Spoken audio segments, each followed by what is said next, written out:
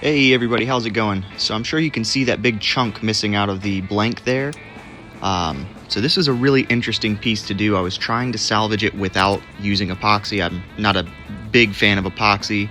I do believe it has its places, and this is definitely one of those places. So we tore all the loose stuff out and got it prepared to do an epoxy pour. I don't use epoxy a lot, so I'm not super versed in all of its applications and everything, but this was one of my first epoxy bowls, so I hope you enjoy it, and thank you for watching. Oh, and before I forget, if you enjoy my content, please leave a heart, and if you'd like to see more, give me a follow. Thank you very much. Have an awesome day.